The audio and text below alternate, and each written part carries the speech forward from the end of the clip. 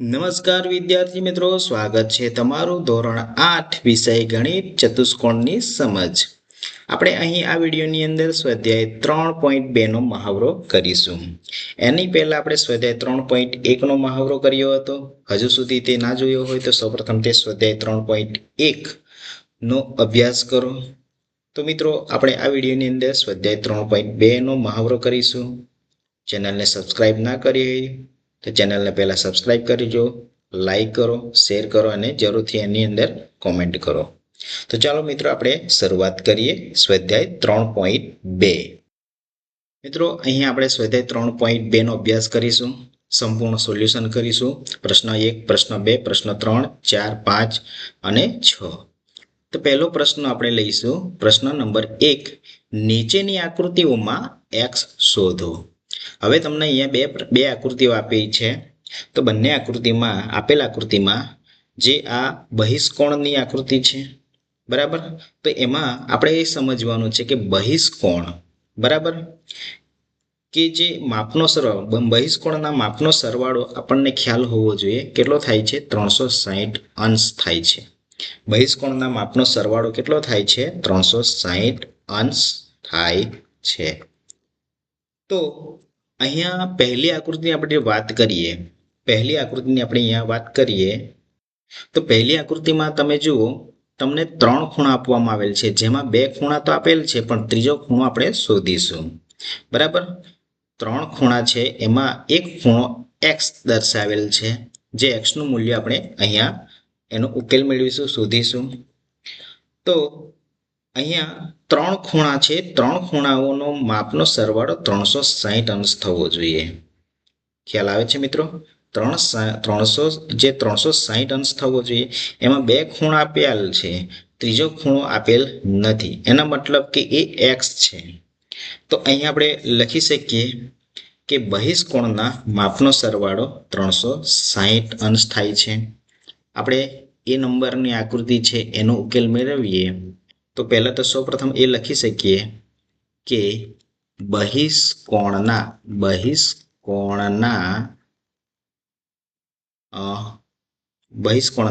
માપનો સરવાળો કેટલો થાય છે, 360 અંશ થાય છે. પહેલું તો આપણને બેઝિક આ ખ્યાલ હોવો જોઈએ.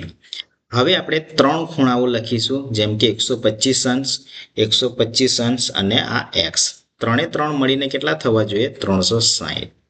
તો એનું આપણે અહીંયા લખીએ, જેમ કે માટેનું ચિહ્ન x વત્તા, હવે x છે, બીજો ખૂણો અને ત્રીજો ખૂણો 125 અંશ અને ત્રીજો ખૂણો પણ આપણે લખીએ 125 અંશ બરાબર ટોટલ 3 મળીને ટોટલ થાય છે 360 અંશ. ચલો, હવે આ બે ખૂણા જે છે 125 વત્તા 125, બંનેનો સરવાળો કેટલો મળે છે, 125 વત્તા 125. તો બંનેનો સરવાળો 125 વત્તા 125 એટલે કે 250 અંશ થાય છે, બરાબર 360 અંશ. હવે આપણે સમીકરણના નિયમ મુજબ અહીંયા જોઈએ તો જ્યારે ડાબી બાજુ ચલ હોય તો એ તરફની જે અચલ સંખ્યાને જમણી બાજુ, બરાબરની જમણી બાજુ લઈ જઈએ તો આપણે શું કરીએ છીએ, એનું ચિહ્ન બદલીએ છીએ. ધન હોય તો ઋણ કરીએ, ઋણ હોય તો ધન કરીએ. આ સમીકરણ મુજબ આપણે અહીંયા લઈએ તો x બરાબર, હવે 250ની વિરોધી સંખ્યા -250 લઈએ તો 360 અંશ માઇનસ 250 અંશ. માટે x બરાબર 360 અંશ માઇનસ 250 અંશ. તો 360 માંથી 250 ને આપણે બાદ કરીએ, બરાબર, તો આપણી પાસે જવાબ મળે છે 110 અંશ, બરાબર. તો આ રાઈટ આન્સર છે. x ની કિંમત કેટલી મળી આપણને, x ની કિંમત મળી છે x બરાબર 110 અંશ. તો આ જ રીતે આપણે બીજા નંબરની જે છે આકૃતિ એનું આપણે સોલ્વ કરીએ. તો પહેલા નંબરમાં આપણને જવાબ મળ્યો છે એક્સનું મૂલ્ય છે એક્સ બરાબર 110 અંશ. એવી રીતે બીજા નંબરની આપણે આકૃતિ છે એ જોઈએ તો એ શું કહેવા માંગે છે તમે જુઓ કે દરેક ખૂણા એ 60 છે, 70 અંશ છે, આ એક્સ છે બરાબર. પરંતુ તમે ધ્યાનથી જોશો તો અહીંયા એક ખૂણો છે, અહીંયા પણ એક ખૂણો છે કે જેનું માપ આપવામાં આવેલ નથી. પરંતુ તમે નિરીક્ષણ બરાબર કરો, અવલોકન કરો કે એ ખૂણો કયા પ્રકારનો છે. તો એ ખૂણો જે છે કાટખૂણો છે. કેવો ખૂણો તમને દેખાય છે? કાટખૂણો દેખાય છે. હવે કાટખૂણો હોય તો એનું માપ કેટલું બને છે? 90 અંશ બને છે. જો કાટખૂણો હોય તો એનું માપ જે છે એ 90 અંશ બને છે. તો એના પરથી ખ્યાલ આવી જાય છે કે આ ખૂણાનું માપ 90 અંશ છે અને આ ખૂણાનું માપ પણ કેવું છે? 90 અંશ છે. તો અહીં આપણે લખી શકીએ. તો રહી ગયું આપણી પાસે એક્સ. આ એક્સ છે એ આપણે શોધીશું બરાબર. કારણ કે 60 અંશ 70 અંશ બે તો આપ્યા જ હતા, પરંતુ આ કાટખૂણાનું માપ આપેલ ન હતું. પરંતુ કાટખૂણાનું માપ 90 અંશ બને છે એટલે એ પણ આપણને મળી ગયું.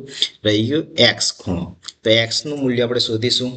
તો એ જ પ્રમાણે ચાલીએ જે નંબરમાં આપણે લખ્યું હતું કે બહિષ્કોણના માપનો સરવાળો કેટલો થાય છે? 360. તો અહીંયા આપણે લખી શકીએ બધા જ બહિષ્કોણના માપનો સરવાળો બરાબર 360 અંશ થાય છે. ચલો હવે જેટલા ખૂણા આપવામાં આવેલ છે એ બધા ખૂણા લખીએ અને બરાબર 360 અંશ કરીએ. તો ચાલો એક્સ થી શરૂઆત કરીએ. તમે આમ જઈ શકો અથવા આમ પણ જઈ શકો. ઘડિયાળની દિશામાં પણ જઈ શકીએ અને ઘડિયાળની વિરુદ્ધ દિશામાં પણ જઈ શકીએ બરાબર. તો આપણે ઘડિયાળની વિરુદ્ધ દિશામાં જઈએ એટલે કે આમ દિશા તરફ જઈએ બરાબર. તો અહીંયા પહેલા તો એક્સ થી શરૂઆત કરીશું. એક્સ વત્તા 90 અંશ, ત્યાર પછી વત્તા 60 અંશ, ત્યાર પછી આ 90 અંશ, 70 અંશ. ચલો તો આ બધા એક્સ વત્તા 90 અંશ વત્તા 60 અંશ વત્તા 90 અંશ વત્તા 70 અંશ બરાબર 360 અંશ છે. અહીં આપણી પાસે કેટલા ખૂણા છે? 5 ખૂણા છે બરાબર. કેટલા? 5 ખૂણા છે અને 5 ખૂણાઓનો સરવાળો 360 અંશ થાય છે. પણ એમાં એક ખૂણો આપણને આપેલ નથી જે છે એક્સ. તો બાકીના જે ખૂણા છે એનો સરવાળો આપણે કરીએ. બાકીના ખૂણા એટલે કયા ખૂણા? કે જે 90 60 90 70 આ ખૂણા છે એ દરેકનો ખૂણાનો આપણે સરવાળો કરીએ. તો એનો દરેકનો સરવાળો તમે કરશો તો એનો જવાબ મળશે આપણને 310 અંશ મળે છે બરાબર. જમણી બાજુ 360 અંશ. હવે મિત્રો જે એક્સ વત્તા 310 બરાબર 360 મળ્યા. સમીકરણના નિયમ મુજબ આપણે ડાબી તરફની સંખ્યાને જમણી તરફ પણ લઈ શકીએ અને જમણી તરફની સંખ્યાને ડાબી તરફ પણ લઈ શકીએ છીએ. અહીંયા એક્સની કિંમત શોધવાની છે એક્સ વત્તા 310. તો ડાબી તરફ તમને ચલની સંખ્યા આપેલ છે તો એ તરફની સંખ્યાને આપણે જમણી બાજુ લઈ જઈએ. તો જમણી બાજુ લઈ જઈએ ત્યારે ડાબાથી જમણી તરફ લઈ જતા ચિહ્ન બદલાય છે. ધન હોય તો ઋણ થાય છે. તો અહીંયા ધન છે તો આપણે એનું શું કરીએ? ઋણ કરી નાખીએ એટલે કે ઋણ 310 અંશ. હવે એક્સની કિંમત અહીંયા આપણને મળે છે 360 માંથી 310 બાદ કરતા એનો જવાબ મળે છે 50 અંશ. એટલે કે અહીંયા એક્સની કિંમત આપણને મળી ગઈ છે. એક્સની કિંમત મળી ગઈ એક્સ બરાબર 50 અંશ. તો આ રીતે આપણે બંને આકૃતિઓના જે એક્સ જે છે એ એક્સ નો અહીંયા આપણે ઉકેલ મેળવ્યો. હવે આપણે જોઈશું પ્રશ્ન નંબર 2. તો મિત્રો પ્રશ્ન નંબર 2 માં શું કીધું છે કે નીચે પ્રમાણેની બાજુઓ 9 બાજુ અને 15 બાજુ. તો નીચે પ્રમાણેની બાજુઓ ધરાવતા નિયમિત બહુકોણમાં બહિષ્કોણનું માપ શોધો. બહિષ્કોણનું માપ આપણે અહીંયા શોધવાનું છે. તમને બાજુઓની સંખ્યા આપેલ છે. બાજુની સંખ્યા આપેલ છે. આપણે અહીંયા શોધવાનું છે કે નિયમિત બહુકોણમાં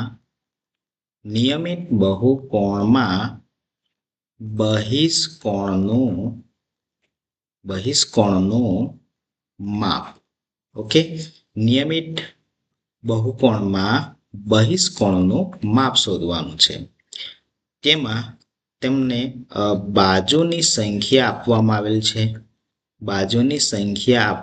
આવેલ છે. તો પહેલો જે દાખલો જે છે એ આપણે અહીંયા સમજીએ.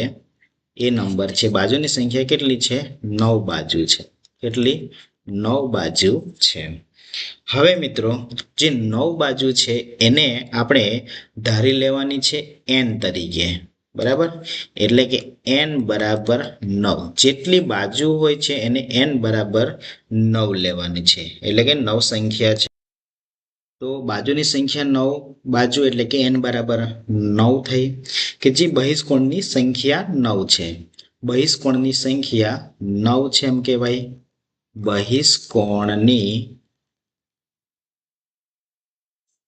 સંખ્યા 9 છે. બરાબર.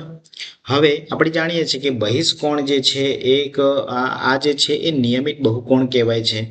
નિયમિત બહુકોણ છે. હવે નિયમિત બહુકોણ હોય તો દરેક બહિષ્કોણનું માપ પણ કેવું હોય છે? સરખું હોય છે. નિયમિત બહુકોણ છે, આ 9 બાજુ ધરાવતી જે નિયમિત બહુકોણ છે એટલે કે એના બહિષ્કોણનું માપ કેવું હોય છે? સરખું છે. હવે સરખું હોય તો બહિષ્કોણનો માપનો સરવાળો બહુકોણના આપણે લખી શકીએ કે બહુકોણના બધા બહિષ્કોણના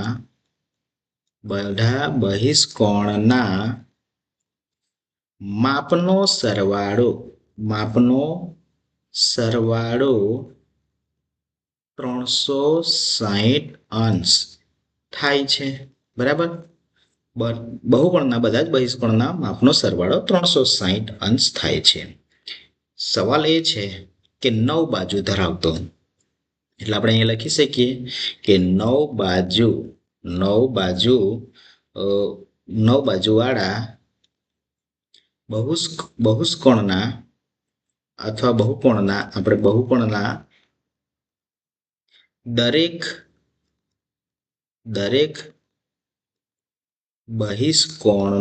દરેક બહિષ્કોણનું માપ બરાબર. હવે ખાસ મિત્રો અહીંયા આપણે એ સમજવાનું છે, માપ 360 અંશ ભાગ્યા n. બરાબર. આ ખાસ યાદ રાખવાનું છે કે જ્યારે પણ બહિષ્કોણનું માપ શોધવાનું છે ત્યારે 360 અંશ ભાગ્યા n કરવાના છે. હવે n ની કિંમત આપણને ખબર છે. n ની કિંમત છે n બરાબર 9. તમારે 360 ભાગ્યા જે પણ બાજુઓ હોય એ બાજુઓની સંખ્યા અહીંયા લખવાની છે. તો આપણે અહીંયા લખીએ જેમ કે 360 અંશ ભાગ્યા n એટલે કે 9. 360 ભાગ્યા n ભાગાકાર કરતા આપણને અહીંયા જવાબ મળે છે 40 અંશ. બરાબર. શું મળે છે? 40 અંશ મળે છે. એટલે કે બહિષ્કોણનું માપ છે 40 અંશ.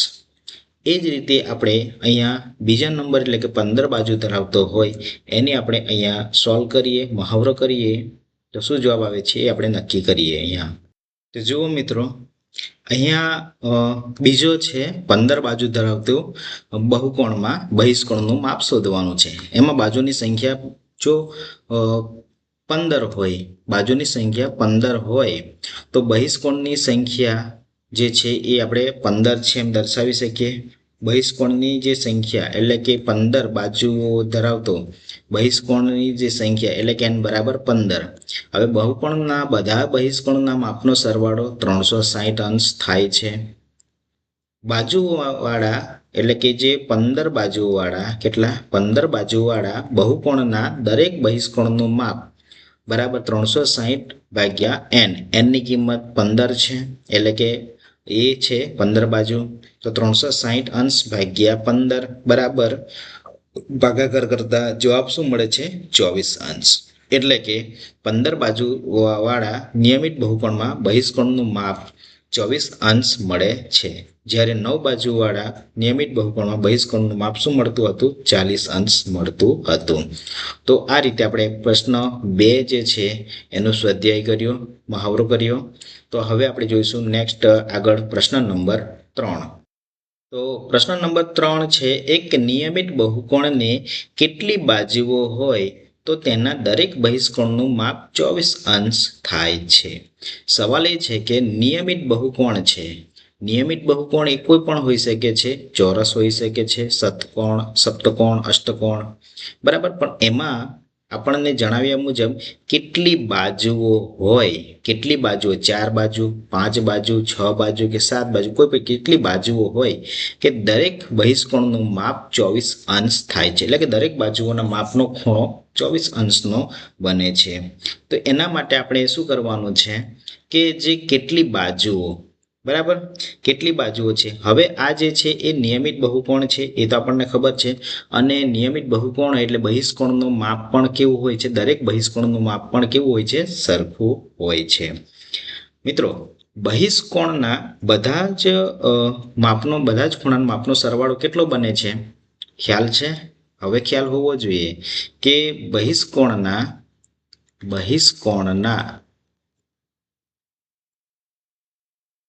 માપનો સરવાળો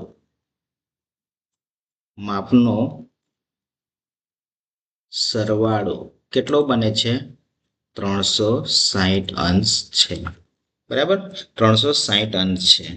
હવે બહિષ્કોણનું માપ કેટલું છે? 24 અંશ છે.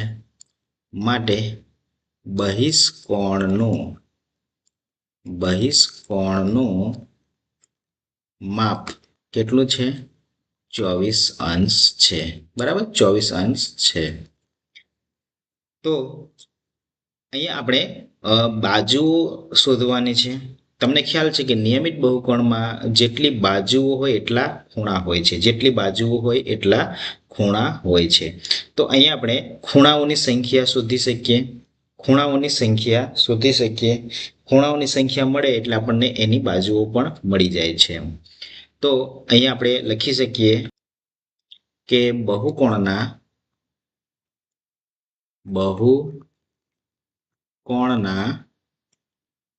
ખૂણાઓની સંખ્યા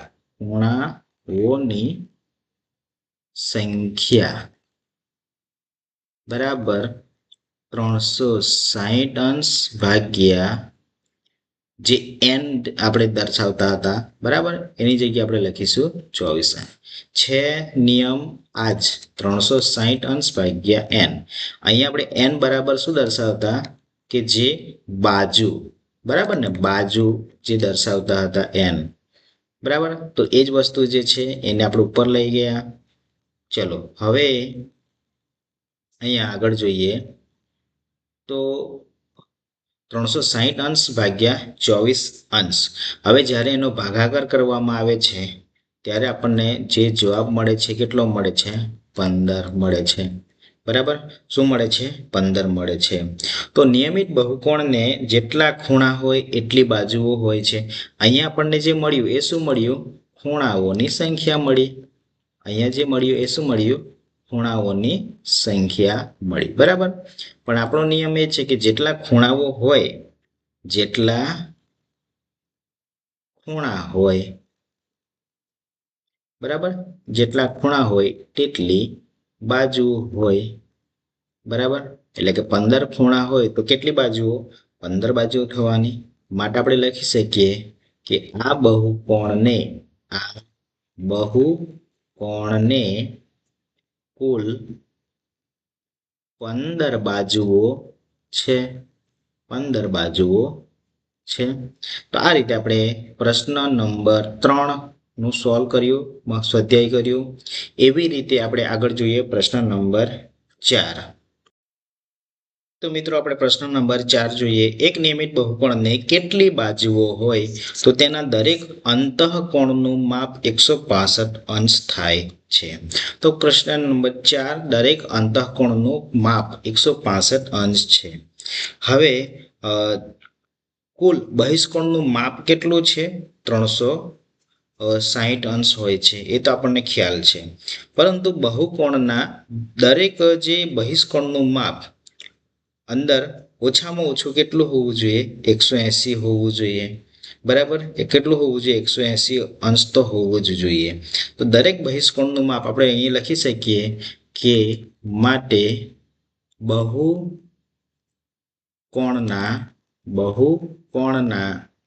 દરેક બહિષ્કોણનું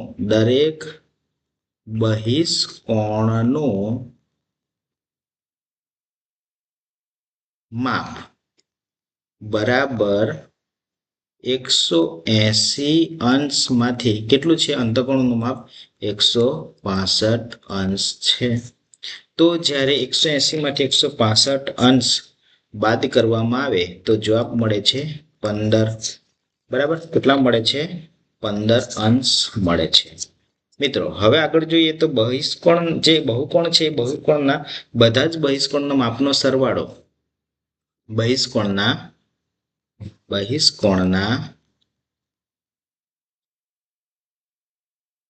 માપનો સરવાળો તમને ખ્યાલ છે કેટલો થાય છે? 360 અંશ થાય. 360 અંશ થાય છે. તો આપણે અહીં લખી શકીએ માટે બહુકોણની બાજુઓની સંખ્યા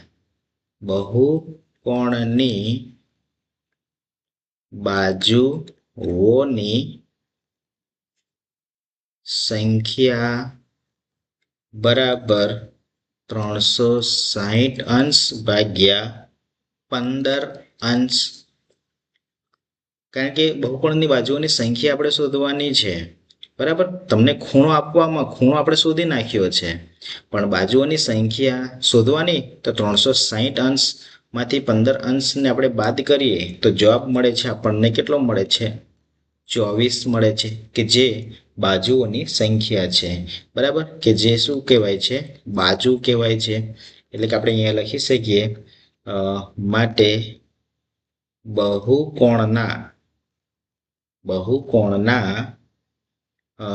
બહુકોણને અહીં ને લખી શકીએ કુલ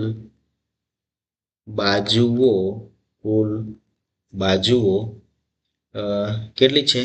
24 છે.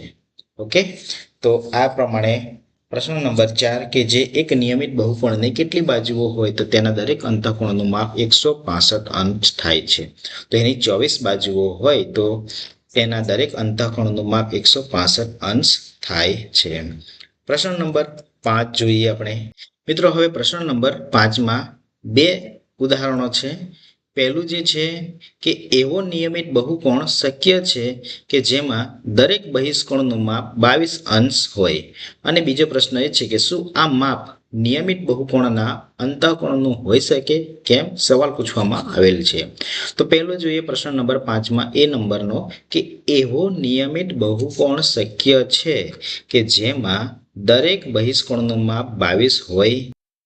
તો મિત્રો અહીંયા આપણે એ સમજવાનું છે કે એવો નિયમિત બહુકોણ શક્ય છે કે જેમાં બહિષ્કોણનું માપ, ચલો માની લઈએ કે બહિષ્કોણનું માપ 22 અંશ છે. આપણે માની લઈએ કે બહિષ્કોણનું માપ કેટલું છે?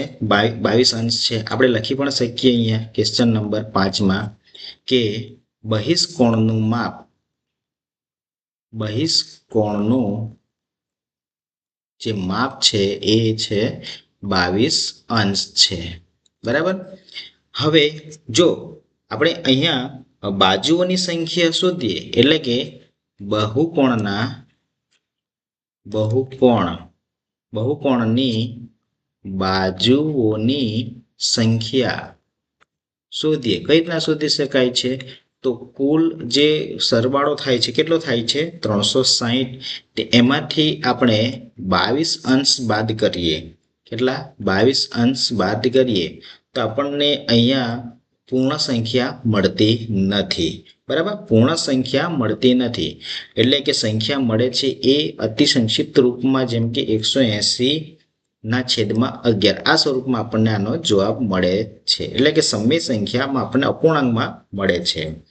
હવે આ એક સંખ્યા જે પણ જવાબ તમને મળવો જોઈએ એ સંખ્યા મળવો જોઈએ પૂર્ણ સંખ્યામાં, એટલે કે પૂર્ણ અંકમાં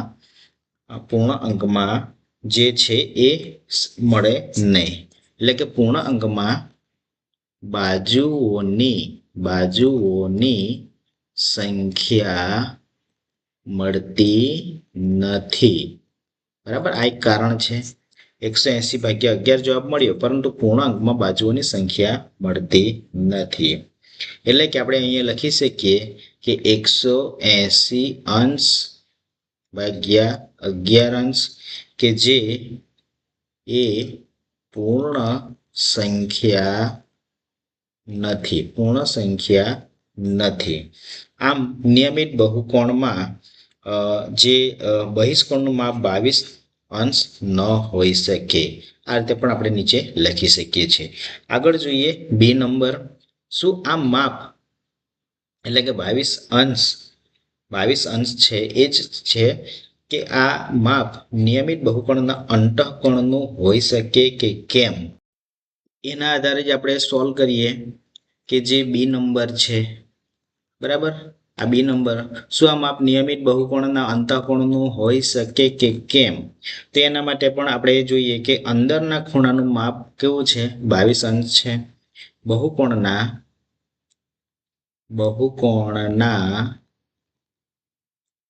અંદરના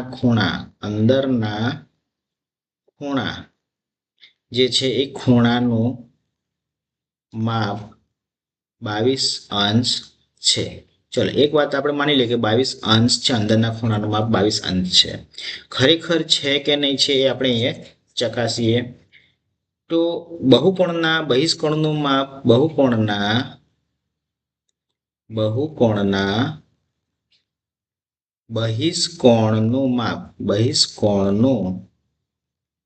માપ શેમાંથી બાદ કરતા? 180 માંથી બાદ કરવું પડે. 180 અંશમાંથી આપણે બાદ કરીએ 22 અંશ, તો રાઈટ આન્સર જે છે એ આપણને 158 અંશ, બરાબર. 158 અંશ થાય છે. હવે 158 અંશ થાય છે તો આપણે હવે બાજુઓની સંખ્યા શોધીએ. આપણે અત્યારે બહિષ્કોણનું માપ શોધવું હોય તો 180 માઇનસ જે તમને ખૂણાનું માપ આપ્યું છે એમાંથી બાદ કરવું પડે, એટલે જવાબ તમને 158 મળે છે. હવે જે બાજુઓની સંખ્યા જે છે એ બાજુઓની સંખ્યા જો શોધવી હોય, બાજુઓની સંખ્યા તો આપણે શેમાંથી ભાગ કરવા પડે? 360 અંશ ભાગ્યા કેટલા કરવા પડે? 158 અંશ. હવે ચાલો બંનેનો આપણે ભાગાકાર કરી જોઈએ તો જવાબ મળે છે એ પણ આપણને અપૂર્ણાંકમાં જવાબ મળે છે 180/79 આ સ્વરૂપમાં જવાબ મળે છે. હવે જે પૂર્ણ અંકમાં નથી, અહીંયા પણ આપણે લખી શકીએ કે જે સંખ્યા મળી છે એ પૂર્ણ સંખ્યા નથી, એટલે કે 180/79 એ પૂર્ણ સંખ્યા નથી. આથી આપણે કહી શકીએ કે નિયમિત બહુકોણના અંતઃકોણનું માપ 22 ન હોઈ શકે.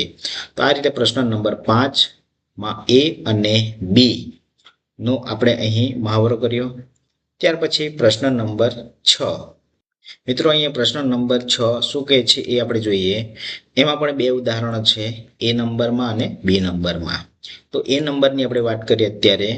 નિયમિત બહુકોણમાં અંતઃકોણનું ઓછામાં ઓછું માપ કેટલું હોઈ શકે? કેમ? નિયમિત બહુકોણની વાત થયેલી છે, તો નિયમિત બહુકોણમાં અંતઃકોણનું ઓછામાં ઓછું માપ જો હોય તો એ 3 હોય. કેટલું હોય છે? 3 હોય. 3 થી ઓછું તો હોય નહીં, 3 થી વધારે હોઈ શકે પણ 3 થી ઓછું હોય નહીં.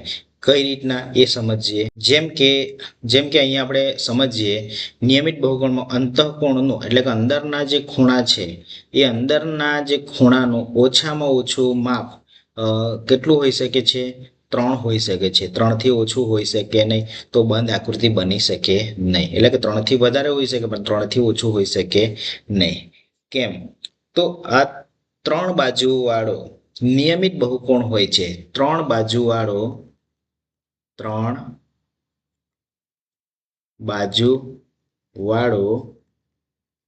નિયમિત બહુકોણ એને શું કહેવાય? એ નિયમિત બહુકોણને શું કહેવાશે? એ નિયમિત બહુકોણને સમબાજુ ત્રિકોણ છે. નિયમિત બહુકોણ એ સમબાજુ ત્રિકોણ છે. બરાબર? એટલે કે 3 બાજુવાળો નિયમિત બહુકોણ એ કેવો છે? ત્રિકોણ સમબાજુ ત્રિકોણ છે. હવે આ સમબાજુ ત્રિકોણ હોય તો સમબાજુ ત્રિકોણના દરેક ખૂણા એટલે કે 3 ખૂણા જે છે તો દરેક ખૂણાનું માપ કેટલું હોઈ શકે છે? 60 અંશ હોઈ શકે છે. આ પણ 60 અંશ અને આ પણ 60 અંશ છે. એટલે કે દરેક ખૂણાનું માપ 60 અંશ બને છે. તો નિયમિત બહુકોણના પ્રત્યેક અંતઃકોણનું માપ ઓછામાં ઓછું કેટલું હોવું જોઈએ? 60 અંશ હોઈ શકે છે. કેટલું હોઈ શકે છે? 60 અંશ હોઈ શકે છે. તો આપણે અહીંયા લખી શકીએ કે નિયમિત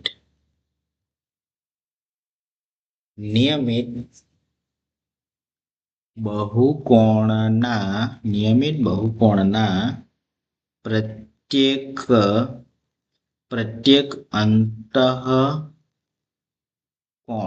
પ્રત્યેક અંતઃકોણનું માપ ઓછામાં ઓછું કેટલું બને છે? 60 અંશ હોઈ શકે. ઓછામાં ઓછું 60 અંશ હોઈ શકે છે. તો આ રીતે પ્રશ્ન નંબર એ. ચલો હવે જોઈશું આપણે પ્રશ્ન નંબર બી. આપણે આ જોયું એ પ્રશ્ન નંબર એ હતો. અહીં આપણે જોઈએ પ્રશ્ન નંબર બી. હવે એમાં શું કહે છે કે નિયમિત બહુકોણમાં બહિષ્કોણનું વધારેમાં વધુ, અહીંયા આપણે ઓછામાં ઓછું જોયું, અહીંયા વધુમાં વધુ માપ કેટલું હોઈ શકે છે? તો નિયમિત બહુકોણમાં પ્રત્યેક જે અંતઃકોણ હોય છે, પ્રત્યેક અંતઃકોણનું માપ અને એમાં જે બહિષ્કોણનું માપ છે એનો સરવાળો કરીએ તો બને છે 180 અંશ બને છે. બરાબર? તો આપણે અહીંયા જાણીએ છીએ કે નિયમિત બહુકોણમાં પ્રત્યેક અંતઃકોણ એટલે કે અંદરના ખૂણા અંતઃકોણ બરાબર, અંતઃકોણ વત્તા બહિષ્કોણનું માપ, અંતઃકોણ વત્તા બહિષ્કોણનું માપ બરાબર શું બને છે? 180 અંશ. બરાબર? 180 અંશ બને છે. હવે મિત્રો આપણે એ સમજીએ કે જે નિયમિત બહુકોણ હોય છે બહુકોણના પ્રત્યેક અંતઃકોણનું ઓછામાં ઓછું માપ તો કેટલું હોવું જોઈએ?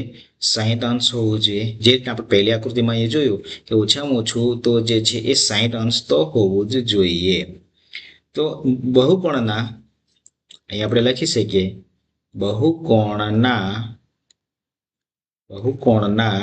બહિષ્કોણનું માપ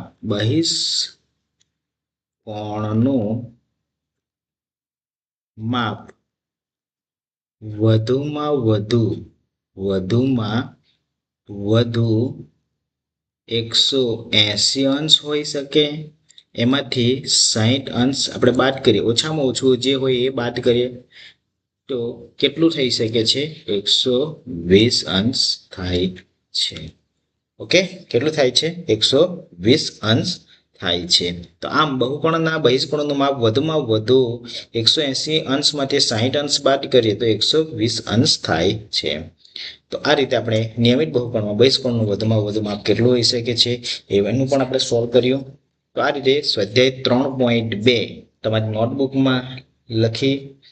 બરાબર? ચલો હવે આપણે નેક્સ્ટ વિડીયોની અંદર પણ આપણે મળીશું. તમે હજુ સુધી ચેનલને સબસ્ક્રાઇબ ના કરી હોય ચેનલને સબસ્ક્રાઇબ કરી લો.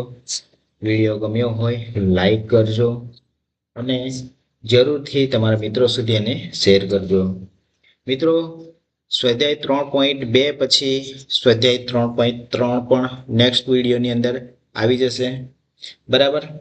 તો સ્વાધ્યાય 3.3 જોવા માટે ચેનલને જરૂરથી સબસ્ક્રાઈબ કરી લેજો, જેથી કરીને નેક્સ્ટ વિડીયો તમારા નોટિફિકેશનમાં આવી જશે. આપણે હવે મળીશું સ્વાધ્યાય 3.3માં. અને જે ચતુષ્કોણની સમજમાં જે ચતુષ્કોણ વિશે, ચતુષ્કોણના પ્રકાર વિશે એનો એક અગાઉથી વિડીયો છે, જે હજુ સુધી તમે ના જોયો હોય તો જરૂરથી એને જોઈ લો.